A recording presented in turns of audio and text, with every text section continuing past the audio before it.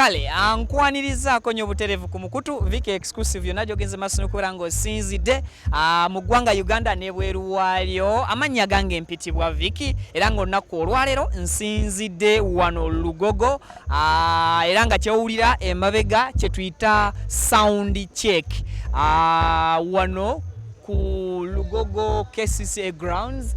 Mwana mulenzi Clever J wagenda okubeera nga ate atuweerereza mu kye yatuumye the return of Clever J eddogo lyafuluka. So tugenda kubeera nga tukuwa embeera yonna egenda maaso wano stage steady, amataala kwegali, sound jeje sounds kwali, tugenda kwogerako ne abatestesi and of course n'omuyimbi yennyini n'abantu ab'enjawulo ab'ebyokwerinda and of course buli mbeera gye weetaaga okubeera ng'ofuna mu kadde kano ogenda kuba ogifuna bulungi nnyo nnyini ddala. Twagala kwogerakoko naawe Uncle Abe, tuli butereevu ku mukutu Viki exclusive.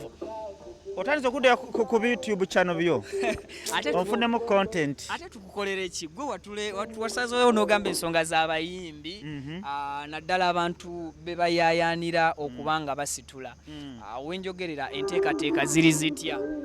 Enteekateeka zo zaagiddwa ku ddengalo lunaku nga nnya Friday betugamba olwaleero tugamba olunaku lwa nkya show ya nkya Friday ennaku z'omwezi nga nnya Clever J, the return of Clever J eddogo lyafuluka ebintu biwogana bampulira tukuwulira bulungi. Olunaku lugenda kubeera lwanki enteekateeka tuziggyeko bajja ekintu yakikuttemu nekiteekamu ekigere emabega alien skin yakiseesaamu abayimbi bonna David Lutalo bonna tubeebaza Mesa Kisemakula mwenna abakoze drop Madwat and Chico mwebale nnyo kana ka fistula karakana karapinga kana ako kamaanyi nnyo Felista the superstar nalabye nga naye yawanise superstar wamaanyi nnyo oyo mwana oyo era tulina talent bana Uganda yakabye nnyo mwebale nnyo mwenna benjogede ne besoogedde abaguze tiketi mwenna mwebale kuwagira okusitula omuntu abadde takyalina ssuubi ne muzaamu essuubi. Omuntu ayinza okwebuuza lwaki Clever J and lwaki mu budde buno? Essaawa zino ffe tugendera ku kkooti y'abantu.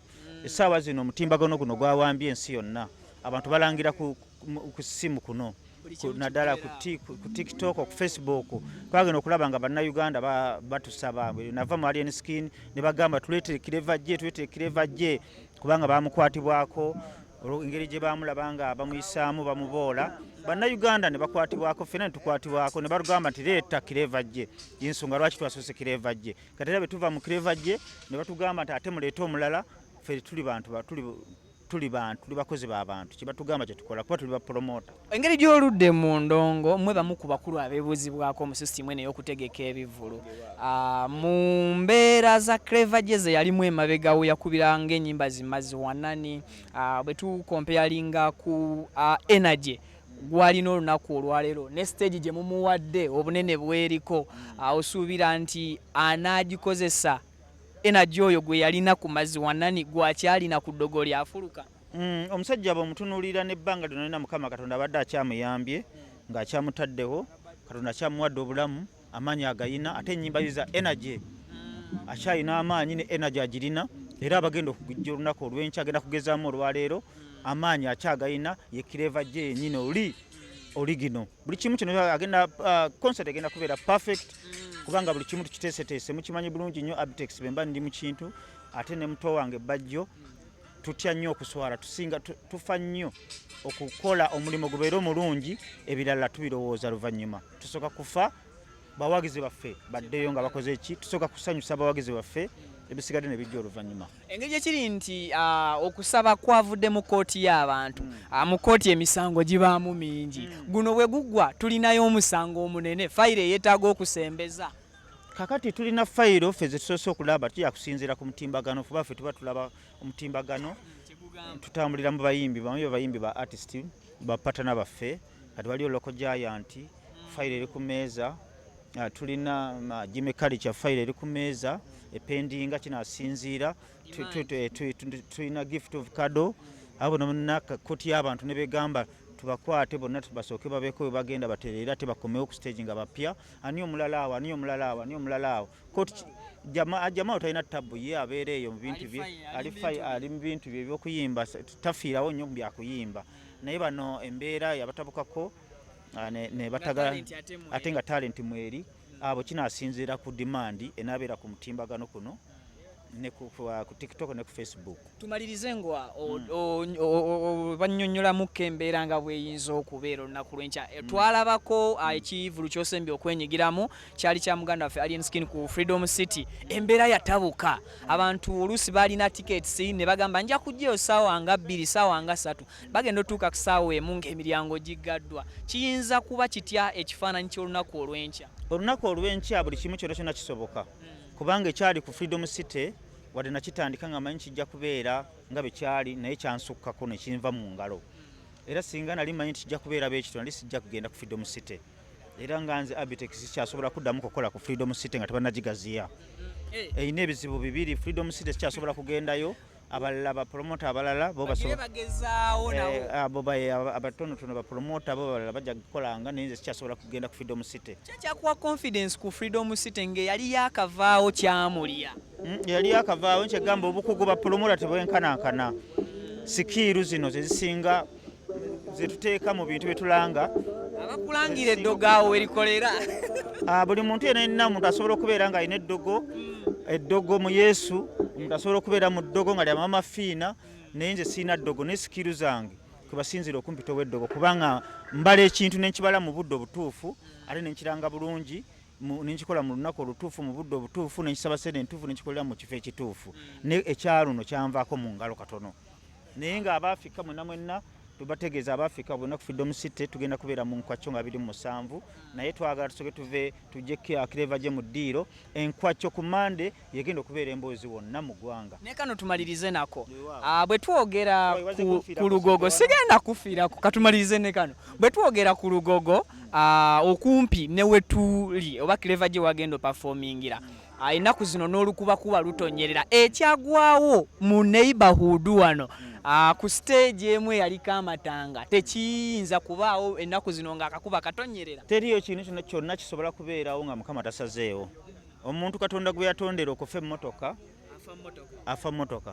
Omuntu gwe baagamba nti alina okufa nga 3 ziba 3 teweyingizanga mu nteekateeka za Katonda. Buli ekibaawo kiba kyateekebwa nga kiribaawo. Ekyo tewaliwo alina amagezi gaakyo. Enkuba bye bayakutonya kufudde emba nga gye bagoba mu ggulu Mukama bayagiteekateeka nti erina okukola ki? Erina okubaawo. Ekinajja kyonna tujja kukyaniriza nti Mukama bwatu bakiteeseteese. Mbudde ku live. Naye nga kulikayo mu DNA awo tetugenda kusukkawo Uncle Abe. Kale tuli buterevu ku mukutu Vike exclusive nga bugenda maaso n'okubeera nga ate olaba stage eri malidaadi amataala Joro singa anaagabalaga bulungi ogenda kwesanga nga Clever gye kino abadde akiyaayaanira akubeko ku stage ennene. This time around tebigenda kubeera bintu bya CD wetwogera ku live instruments, live band music instruments zonna bazisitudde obanyambukire side kiye kati gojjoero nayambukirawa atugenda tuyite side za wali twambukemu waggulu awo Joero abantu tugende maaso n'okubanga tubaweera ddala tubasiigirira ddala ekifaananyi ekituufu stage twambukira side za wano tubasiigirira ekifaananyi ekituufu oba oli awo ekiri ku stage wano tujja kujjaawo mu mbeera zonna naye nga enteekateeka yo nnungi nnyo sound wa jjejje sounds of course jjejje waabeera tewabaawo byuma kubeera nga ate bivumbeera mwami bajjo sitegedde waabulidde awo naye nga bwe tugamba nti omwami agenda kubeera nga akuba live band Clever gye agisobola wonna wazzenga performinga mubadde nga mukirabako obugazi bwa stage of course buli woba nga oli wano osobola kuba nga olaba bulungi nnyo ekigenda maaso sides zeeri instruments weeziri zonna weeziri just omuyimbi agenda kubeera atuyisaamu olwaleero mu kye tuyita sound check akakase nti ebyuma bisuze biri mu mbeera nnungi ndowooza mulaba buno obuntu ebiseera ebisinga butera nnyo okumenyeka era baakabakko mujjukira nnyo bawininwagi balolezezzaako ku bulumi bwa stage ezifaanana bwe ziti naye ne bwembuukabuuka olabira ddala nga stage awamaggwe etudde enywedde okusinziira ne ku energy w'omuyimbi Clever gye gwagenda maaso n'okubeera ng'akozesa ne bwemanga ntaddemu buno bwa alien sebo stage esigala ekyayimiridde naye nga tugenda kuba tubawa embeera yonna egenda maaso n'okuba ng'efa wano ekisaawe kinene bw'olaba amataala gye gakuba ekisaawe gye kikoma bw'oneetegereza eri ku intro main gate ogenda laba nga wonna walungi enteekateeka kwegamba tewali zigenda maaso nakubeera nga ate azibulamu. Of course security omwami ono biri bitya anko? Amina sir. Bigenda kuba bitya enkya? Assalamu alaikum wa rahmatullahi wa barakatuh. Mugamba mutya baganda bange nsubuga musa linnya lyange Uba security commander. Enkya enteekateeka ziyimiridde zitya nga mmwe aba Uba mweteeseteese mutya? So far so good.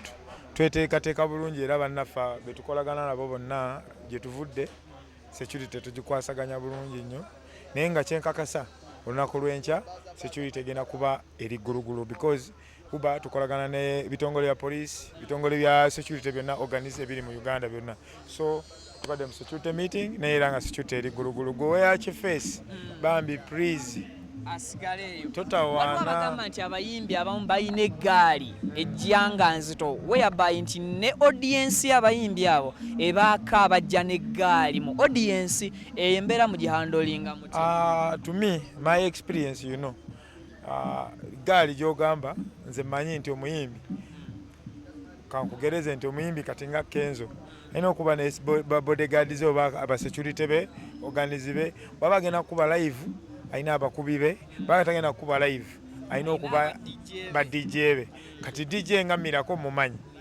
ekitegeera manager Fabu mumanyi aba security organize be bonna balina mbamanyi kati ate gaali gy'abajja naye area eina weekoma abazenga abafanizi be bajja ayagala basasulira abasasula batasabasasulidde bagende basasule bayingire situmayinako obuzibu fe obuzibu bwaffe kuleeta nsasage yonna. Akasimu omuntu ajjenga akakukulidde naddala abakyala mbuleega oba akakwate freely asobole okukakozesa waya kati nange ezange zizino nange nzirekeyo gwe engeri gy'oli nti oli mu security already bayinza okutya okutamba eyo likodi nze njiyina ti wooli tebabbawo kyalenga gwaliyo naliwo babbayo bampeyo likodi omu bwonna wali cricket buli woobadde ketevo babbawo tewali recently nabadde embalala baŋŋamba ab'embala babba nobalinda olabe kye banaakola naye siwalina lw'ensonga nti nina I know how I can handle them so omukyala ali eyo maama mwanyinaze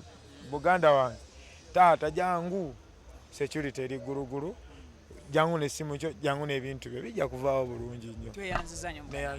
Kale tukyagendera ddala mu maaso okubeera nga tukutuusaako embeera nga bw'erina okwongera okusiigira ekifaananyi stage yo etereeredde ddala amataala gayiseemu sound mutandise okubeera nga mumufiiringa mu background eyo akakyali katono abayimbi bagenda kuba nga bajja bayiseemu.